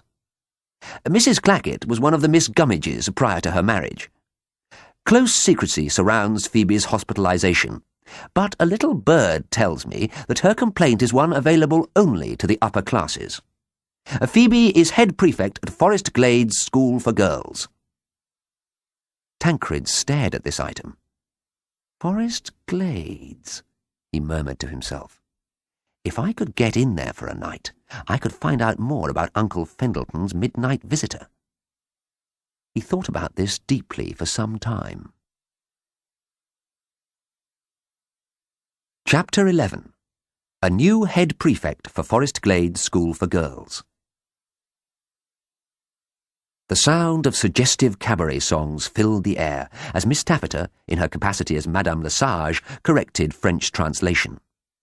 She had spent her lunch hour searching through her blackmailing books for a clergyman with a guilty past, but there are not as many of them as you might think. Of the mere dozen or so she did find, many of them had given up the church and gone in for television, or lived so far away it was difficult to contact them about an immediate wedding ceremony. However, she had located a very promising man, and smiled as she dealt contemptuously with the work the girls had passed in. Suddenly, the walkie-talkie gave a snarl, and then spoke in a resentful voice. "Bainbridge calling Tatiana. Bainbridge calling Tatiana." "I read you loud and clear, Bainbridge," said Miss Taffeta briskly. "Come in, Bainbridge. Are you speaking as Wet-Wax or Scroggins?" "I'm Wet-Wax, aren't I?" cried Bainbridge crossly. "Listen, I'm not too happy about this boiler. You'll have to get a genuine mechanic to look at it." "Pull yourself together, Bainbridge," commanded Miss Taffeta. "I'm worn out with locating a clergyman. I'll need to have a bit of a breather before I start looking for a mechanic I can blackmail." "Pay him," suggested Bainbridge. "Play it straight." "Don't be ridiculous," snapped his sister. "Over and out." "No, hang on," Bainbridge shouted. "There's a girl here who says she's a wandering head prefect looking for relief work. Shall I send her up?" "Oh, yes, do." Miss Taffeta was delighted. 10 minutes later, Miss Taffeta had changed a tape of French songs for some Mozart. She had also put on her grey wig and was interviewing a tall, freckled girl who said her name was Greta Bassett. She wore a rather old-fashioned school uniform with a huge prefect's badge on it. "Greta Bassett, head prefect," proclaimed the badge. "Bassett? Bassett? Where have I heard that name?" pondered Miss Taffeta. "Oh, well, no doubt there are many Bassetts one way and another. Why did you leave your last school?" "They said I was too strict with the girls," Greta Bassett replied, her eyes darting curiously around the study. "But I like being strict. If one can't be strict with others, there's not much point in being a prefect, is there?" "My own sentiments. I am in favour of strictness, and even 6 of the best should the occasion demand it," said Miss Taffeta. If she had had a heart, it would have warmed towards Greta Bassett. "Now for another question of great importance. Do you have a good appetite?" Greta Bassett hesitated. "I eat a lot if I can get it," she said, and added cunningly, "I am particularly fond of custard." Miss Taffeta's eyes shone. "Good, good," she exclaimed. "But life is not all custard. What is your attitude to bran?" "I know it is good for me," said Greta Bassett without hesitation. "Splendid!" cried Miss Taffeta. "Well, take your suitcase to the first floor. I'm afraid the lift is rather slow, but you'll get there eventually. And sign on with Matron Casubon, who will show you your bed in the dormitory." "The dormitory?" exclaimed Greta Bassett, unexpectedly taken aback. "Oh, yes," said Miss Taffeta. "I think a head prefect should share a dormitory with the rest of the girls. It gives plenty of opportunity to be strict." Greta Bassett left the room blushing deeply. "What a sweet old-fashioned girl," pondered Miss Taffeta, changing into the wig, smock and cap of Matron Casubon as she swung deftly down the fire escape. But why should that name Bassett ring such a ding-dong bell? Well, never mind. I need a head prefect until Phoebe returns. Even when I marry Fendleton and get a large fortune in diamonds, I may well keep the school going just as a profitable hobby. She laughed wickedly, but the sound was smothered by the ivy which grew so thickly over the mellow brick walls of the school. Chapter 12. Fendleton Waits. Fendleton was busy, for officials of the health department had come out from the Ferguson clinic. They seethed like ants around the edge of his giant custard, putting pieces of it into test tubes and sealing them, heating it, freezing it, dipping litmus paper into it, applying iodine, sodium hydroxide, whipped cream, stewed plums, and other suitable chemicals. "The molecules of this custard are very complex," said the official with the microscope. "It'll be most interesting to see just what happens when we pass electricity through it. Meanwhile, it would be most inadvisable for you to think of electrocuting it yourself. Keep it quiet and inert and all will be well. We will come back tomorrow with our own generator and batteries and copper wire. That is, if it stays fine. It does look as if it might rain." Fendleton glanced anxiously at an inky sky over the distant hills, and imagined his beloved driving towards him through the rain, her frail form in the front-end loader battered by the storm. As he stared, an ominous bolt of lightning struck across the blue-black bulging clouds lolloping up from behind the hills.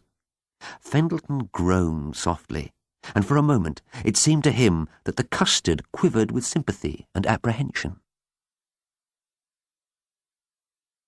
Chapter 13.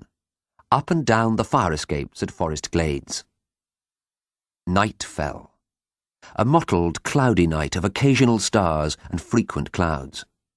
Every now and then the thunder crashed like giant saucepans falling out of an untidy kitchen cupboard. At 10:30 p.m, Miss Taffeta, heavily scented and eyelashed, set off in her red racing car. She wanted more than a mere swimming pool full of custard this time. She was playing for big stakes. How anxiously she had watched as the health department officials tested the custard in the swimming pool with their various chemicals.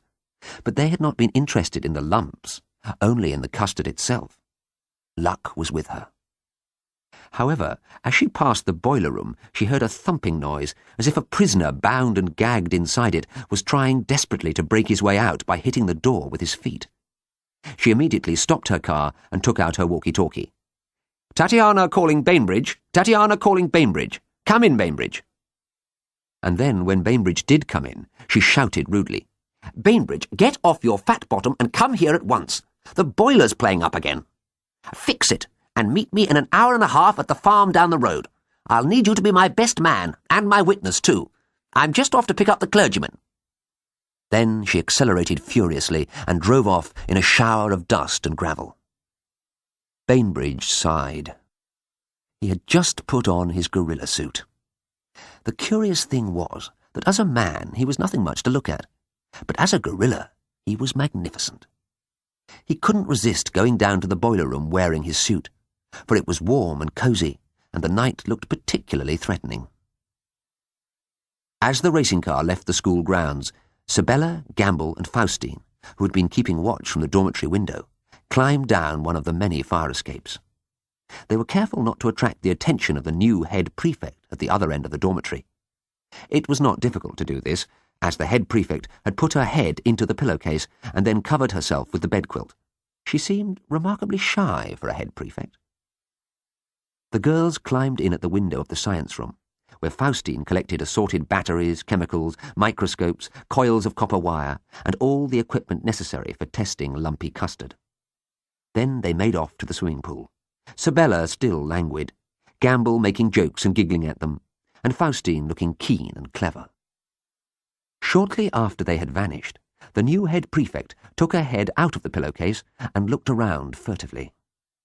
Tancred, for of course it was he, disguised in his mother's old school uniform and prefect's badge, made for the window and climbed out of it. However, he went up the fire escape, not down.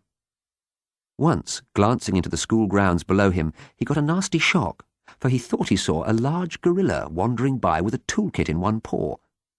But the grounds were full of deceptive shadows, and he realized he must have been mistaken.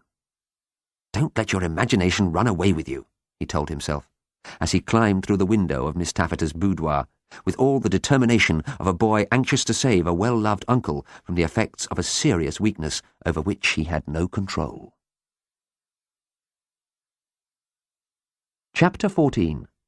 A Disastrous Midnight Assignation.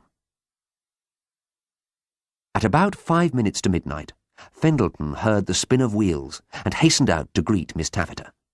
He had laid the table with flowers and candles, and had even found an ice bucket for the parsnip champagne. Then he had brushed his hair over his bald spot and put on a plum-coloured velvet jacket. These preparations had taken up so much of his time that he had barely noticed Tancred was missing, though when he thought about it, he couldn't help being pleased that the boy was keeping himself busy and, above all, out of the way. Yet now, by the intermittent flashes of lightning, he could see that Miss Taffeta was not alone. She was assisting a very seedy-looking passenger out of the car. A clergyman, Fendleton thought, though it was hard to tell to which church he belonged. He wore an ordinary clergyman's collar and coat, yet carried a small idol in one hand, and with the other led a black goat on a string. "What can this mean?" Fendleton muttered to himself uneasily, as he held the door wide to let them in.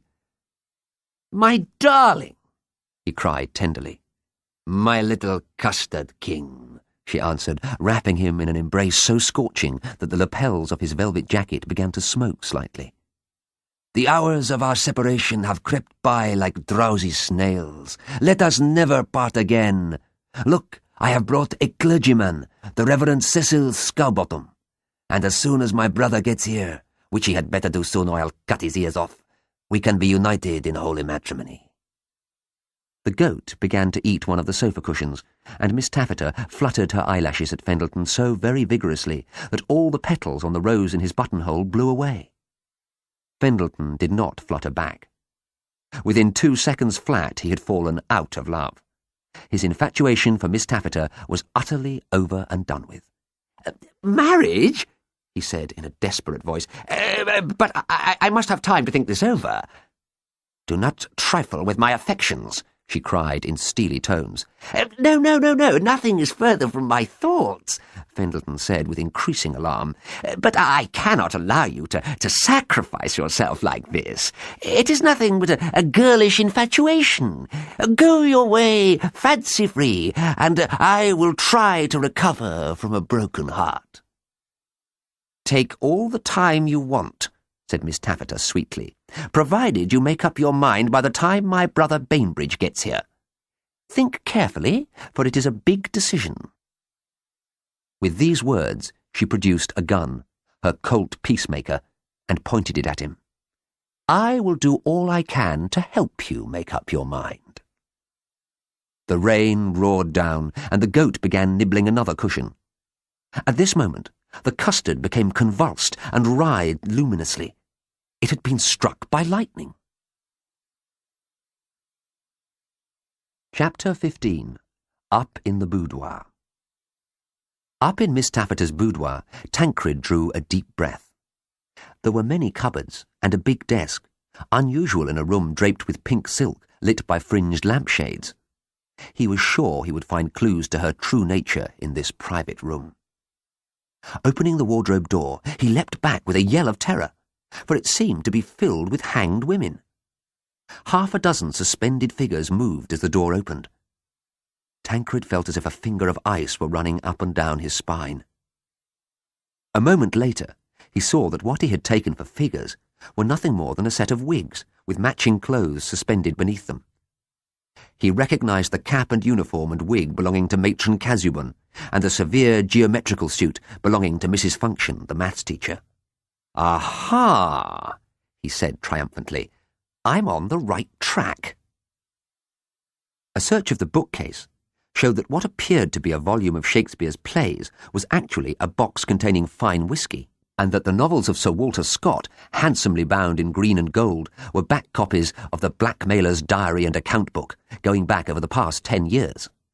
"So," Tancred muttered, "now we know where we are." But he didn't quite. In the bottom drawer of Miss Taffeta's desk, he came on a lot of old circus programs. "Gloria and her dancing gorilla," he read. "Consuela, the human cannonball." The photographs were those of Miss Taffeta herself.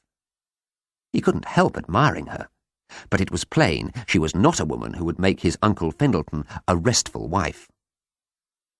Under the programme were a pile of disturbing documents: blank marriage licenses, death certificates fastened together with a bulldog clip, false passports, and so on. Through a window, the lightning snapped a quick white smile at him, and thunder drummed furiously all around the sky. Tancred caught a glimpse of a curious little flicker on the window pane, not quite lightning, although it came and went quickly. He looked across the playground below, and saw something which intrigued him. People with torches and umbrellas were working in the swimming pool. While his first plan was to climb on his bike and pedal back to the farm to confront Fendleton with the evidence he had concerning Miss Taffeta, he couldn't help being inquisitive about the swimming pool incident. Was it one of the girlish pranks that take place in school stories, or was it some custard activity he ought to know about? After all, until Phoebe was cured of her select disease, he was actually head prefect of Forest Glade School for Girls, and he didn't like to betray his mother's fine tradition. Quickly, he folded up a few death and marriage certificates, slipping them into his dressing-gown pocket. Then he started off down the fire escape and made for the glimmering, whispering swimming pool full of custard and secrets. Chapter 16. Custard Electrification and Its Consequences. Down in the swimming pool, Sabella and Gamble sported in the custard, wearing glamorous swimming togs and sieving the custard for any diamonds it might contain, while Faustine prepared her experiments on it, using a variety of school chemicals. "What on earth is this?" she cried, shining the torch on the label of a green bottle with a gold top. "One bottle of Parr's Champ. I've never heard of Parr's Champ before." She opened the bottle, which popped in a festive way and foamed out into the custard. "It smells like some sort of wine," she said in great puzzlement, dipping a litmus paper into it. The litmus paper turned such a bright red it glowed in the dark. "It must be very acid. I might as well pour it away. The Department of Health people put a lot of chemicals into this custard, so a bottle of Parr's Champ won't make much difference." "I think we've collected all the bigger stones," Gamble called. "I haven't found one for ages. But how on earth does a caramel custard come to be full of diamonds?" "It's very strange," Faustine said. "This custard must be of volcanic origin, formed under great pressure, with a bit of atmospheric oxygen thrown in. I can't explain it. All right, you must get out now, because I'm going to pass an electric current through the custard. There are some very strange molecules, and I want to see how they react to an electrical surprise." "Yes, out you get," said a new voice, and looking up, they beheld the head prefect, illuminated in the ghastly glow of lightning reflecting off a swimming pool full of custard. "You're not supposed to be swimming at this time of night, and particularly not in custard." "We are conducting a scientific experiment," Faustine said calmly, "and it can only be conducted during a thunderstorm. Do you see what I have here?" "It looks like a kite," said the head prefect in an interested voice. "Gosh, it's a good one, isn't it? Did you make it?" "I certainly did," said Faustine. "Now, watch me. Putting on rubber gloves and gumboots, I carefully pay the string out, then I tie the string to this battery. Then I watch this dial. I don't know what will happen if... did you see that?" Lightning struck the kite, ran down the string, and caused the needle on the dial to take a great leap. The custard blazed out, iridescent with the force of the naked electricity roaring through it. "Hold the torch," Faustine said to Gamble, who was standing watching, dripping custard everywhere. "But where did you get this?" asked the head prefect, picking up a bottle, apparently amazed. "It's parsnip champagne. How on earth did it come to be here?" "How did you come to be here?" Gamble asked. "That's a greater mystery. Did you follow us?" But within the next moment, they had stopped wondering anything at all. There was a thick gurgling sound, and the whole custard began to gyrate, turning in a spiral as if it were about to flow out of a plug hole in the bottom of the swimming pool. "Can the parsnip champagne have eaten a hole through solid concrete?"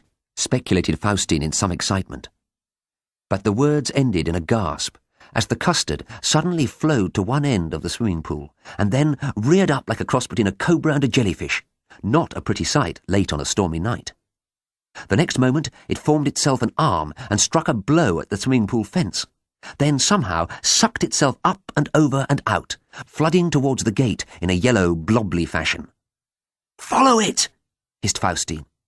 "In our swimming togs?" asked Sabella, who was not very keen on pursuing an active caramel custard through the night. "Let it go." "We've got the diamonds," said Gamble, always practical. "I must follow it," said the head prefect. "I think it's trying to get back home to join up with the rest of itself." "You mean there's more of it?" cried Faustine. "Oh, yes. This is just a little bit," said the head prefect. "And not only that, it might attack my Uncle Fendleton, particularly if Miss Taffeta tried to get away with any more." "Look, what's going on?" Gamble asked. "Come clean. We can see you're not an ordinary head prefect." But at that moment, every alarm bell in the school began ringing shrilly. Lights came on in the dormitory windows, and girls began to scramble down the fire escape. "Have they found out that we're missing?" Gamble asked, bewildered. "No," said Sabella, slightly less languid than usual. "Look, the whole school is trembling. Surely it can't be the effect of the custard." What is that curious thudding sound? Faustine frowned. It sounds like... Oh, I don't know what it sounds like, but it sounds dangerous. The next moment, the front of the school garage burst open and out roared the front-end loader driven by a frantic gorilla. Run! Run! It shrieked. Get Tatiana! The boiler valve is permanently stuck, and it's going to blow up at any moment! Walking custard and gorillas driving front-end loaders? Exclaimed the head prefect. I'm sure my mother never ever had to put up with anything like this when she was head prefect. Where's my bike? I must be off and warn Fendleton. Chapter 17. A Confusing Evening. Down on the farm, Fendleton stared at Miss Taffeta. Don't kid yourself, baby, said Miss Taffeta. It's going to be all right. I'll be your wife first, and you'd better watch it or I'll be your widow directly, unless, of course, you agree to give me the custard as a wedding present. You are too impetuous, cried Fendleton desperately. Reflect a mere moment. You'll be throwing yourself away on a penniless man. My farm is currently covered in custard, and I can claim no insurance. Insurance, pig's bum, said Miss Taffeta coarsely. That custard is full of diamonds. Diamonds? Shouted Fendleton. Diamonds? Wheezed the Reverend Scowbottom, and looked out of the window in the general direction of the electrified custard. His face changed shape with sudden terror. Look! Look! He shouted. What? And let you try to get my gun off me? Chuckled Miss Taffeta. Huh! I didn't come down in the last shower of rain, sunshine. But the custard is on the march, screamed the agitated clergyman. It's a sign to the ungodly. I repent! I repent! I will never sacrifice another goat after this. He rolled on the floor in a state of such sincerity that Fendleton and even Miss Taffeta decided to sneak a quick look out of the window. But the goat yawned and began to eat Fendleton's umbrella. Imagine their feelings when by the light of almost continuous flashes of lightning they could see the whole mountain of custard advancing furiously towards them.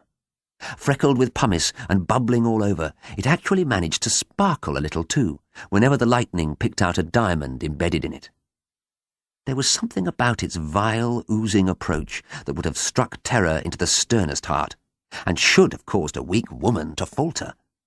Miss Taffeta, however, enjoyed danger. She grabbed a spare clip of ammunition and went out onto the veranda. Don't irritate it. Try to reason with it, humour it, shouted Fendleton. Be careful with that gun, he begged Miss Taffeta in a trembling voice. Gun? This is a Colt peacemaker. I'm going to bring the perambulating pudding into line if it's the last thing I do. So saying, she fired one shot after another into the approaching custard. The shots had not the slightest effect. The custard merely quivered at the impact of each bullet, but continued to advance implacably, sloshing most unpleasantly. You had to admire Tatiana Taffeta. She didn't turn a hair as she stood on the storm-lashed veranda, reloading her Colt peacemaker with a steady hand. "Run! Run!" shouted the Reverend Scowbottom and Fendleton together. "Run away from a fortune in diamonds? Never!" said Tatiana Taffeta. "But what is that noise?" She turned suddenly as a grinding sound made itself heard through the growling of the thunder. A moment later, another useful flash of lightning revealed the front-end loader lumbering up, driven by a distraught gorilla. Sabella, Gamble, and Faustine clung to various knobbly bits of the machine, and Tancred bicycled after them, wearing his mother's old school uniform and prefect's badge. But this was not all. In front of them, travelling at an immense speed, considering it could only crawl, was a great flopping piece of caramel custard, animated by an identical unnatural life to that which stirred in the parent custard, causing it to advance on Fendleton's house in an implacable way.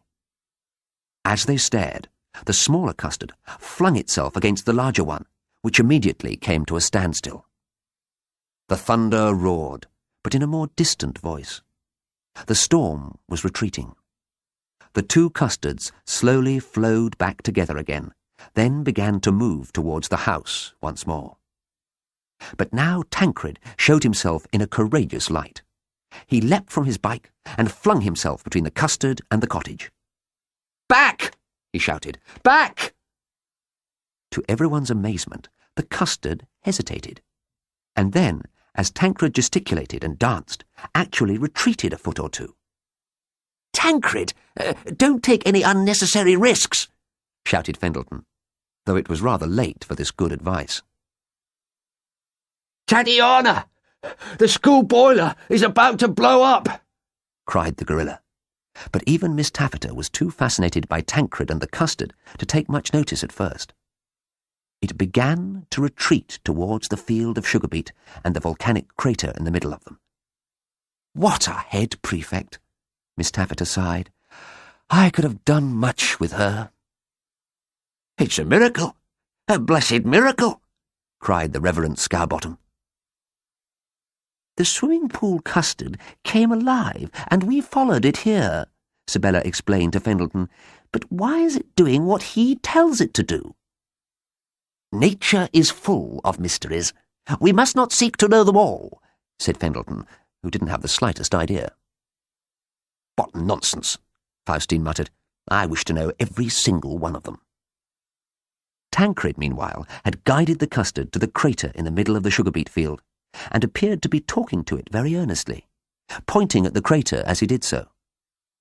The custard suddenly moved and began to pour over the crater's rim, down, down to the fiery heart of the world, taking a fortune in diamonds with it. It flowed quite smoothly for such a lumpy custard, twinkling occasionally as it vanished. The lightning was not nearly so frequent by now, yet as it flashed once more on the custard, this contrary dessert assumed a wistful beauty, as if a yellow carpet crossed with a golden serpent were trying to creep out by a back door. "The boiler! The boiler!" shouted the gorilla, shaking Miss Taffeta by the very arm which held the colt peacemaker. "Tatiana, the school is about to explode." Miss Taffeta reacted with decision. She'd had a crowded evening, what with trying to get a black goat into her racing car, threatening Fendleton, and having a mountain of custard come to life and absorb 6 shots without so much as wincing. Now she was watching the custard crawl out of everyday life, taking diamonds with it. Yet she snapped into action without a moment's hesitation. "The school? Explode?" she cried. "Where are my car keys? I must go to the rescue at once." "It's all right. The girls are safe," panted Bainbridge. Inside the gorilla suit, he was thinking, "This sort of thing never happens to real gorillas. If I get out of this alive, I'll stay a gorilla until the end of my days." "The girls? The girls? Damn the girls!" yelled wicked Miss Taffeta. "What about my blackmailing diaries, my false passports, my opium, and my disguises? What about my stolen jewellery, my mink coat? Out of my way!" And she rushed from the room, though Bainbridge, rather to Fendleton's irritation, tried to stop her.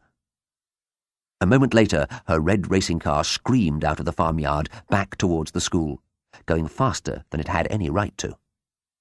"Oh, well," said Bainbridge. "It's out of my hands now." He saw them all staring at him and shrugged his shoulders, looking as nonchalant as was possible in the circumstances. Tancred bounded into the room. The custard was industriously pouring itself into the crater without any need of further guidance. "Oh, Fendleton, don't marry her!" he cried. "She's been married 15 times already." 16, said Bainbridge in a resigned voice. "If I had known that, it would have been a very different story," Fendleton said with a bitter smile. "You're a boy," said Faustine accusingly to Tancred. "How did you come to be head prefect in a girls' school?" "Sleeping in a girls' dormitory," said Sibella. "Though the uniform suits you," finished Gamble with a giggle. Tancred blushed, but not nearly as brightly as the sky, which suddenly flared across with glowing crimson. A moment later, a great rumble, louder than the loudest thunder, roared out into the distracted night. The boiler at Forest Glades School for Girls had exploded at last, taking the whole school and Miss Taffeta with it. Chapter 18. Starting all over again. On the lawn outside the farmhouse door sat Faustine, Gamble, Sabella and Tancred sorting their various diamonds and reading aloud from various newspapers. Forest Glades School for Girls explodes. Bursting boiler blows up like bomb. These were but 2 headlines in the poultry and sugar beet farmers' press. Educational circles mourn the loss of the entire staff of Forest Glades School for Girls, read Sabella. All the pupils were saved by the prompt action of the dedicated old caretaker, Wetwax, but the teachers, the caretaker, the butler, the matron and the cook were all exploded as they attempted to save rare oil paintings and a Greek antiquity from the school lift. They have been blown into such small pieces that all attempts at identification have proved impossible. There will be a mass funeral tomorrow conducted by the Reverend Cecil Scarbottom. The school mascot, a pet gorilla, is being cared for by Fendleton Bassett, the farmer-philosopher who is turning his farm into a volcanic park for those interested in boiling pools, hot mud and small volcanoes. It is understood the gorilla is being trained to conduct people around the park, giving a short lecture on its various attractions. This unique feature should be one enjoyed by many tourists in months to come. The park will be called the Tatiana Taffeta Memorial Park. "We'll probably never have such an adventurous time again," said Sabella. "All our parents are offering money to help rebuild the school, and it is to be called the Tatiana Taffeta Foundation for Enterprising Girls. In a few weeks we'll be back at school, eating school sausages once more." "Lucky we managed to salvage this fortune in diamonds first," said Gamble, "since the custard has vanished into the bowels of the earth." "How did you manage to stop it?" asked Faustine, looking up at Tancred. "I can't help being puzzled by that." "Well, I was the one who used to feed the hens, milk the cows and weed the sugar beet," Tancred explained. "I used to talk to them a bit, gossip with them, give them the news. Fendleton wasn't much company. And I suddenly thought, suppose this custard has inherited a respect for my voice. And so it had, you see. I reasoned with it, and convinced it would be happy down in the heart of the world with all the molten iron and lava. It was a funny custard to begin with," Faustine said reflectively, "but then it had had a lot of chemicals poured into it, not to mention parsnip champagne. And on top of that, it was struck by lightning. That was enough to bring its strange molecules to life." "It wanted to be reunited with itself," Gamble said.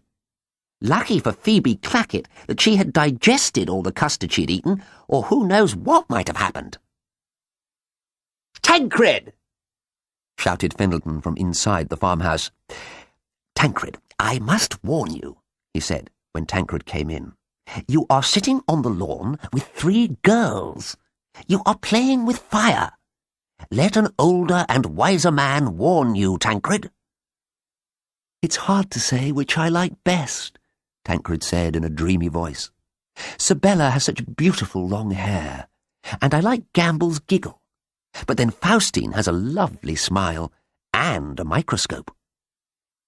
"I will have to watch over you," Fendleton said gloomily.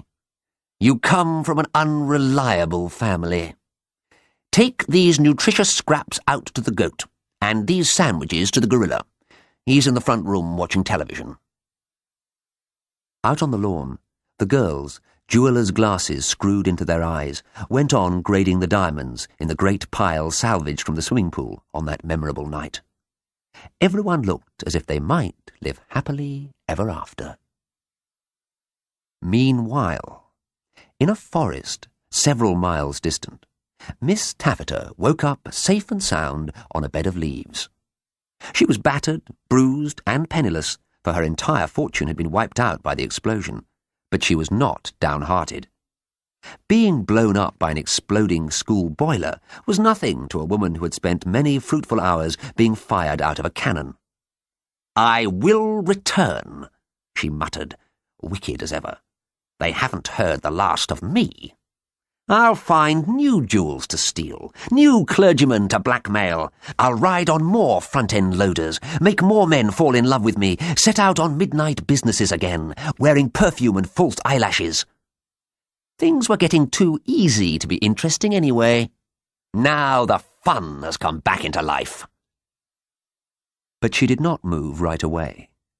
Instead, she lay there, smiling up through the leaves into the blue air, which such a short time ago had been entertaining thunder and lightning, and was now bright with sunshine. Then, refreshed by this contact with nature, she polished her Colt peacemaker and set off into the world once more.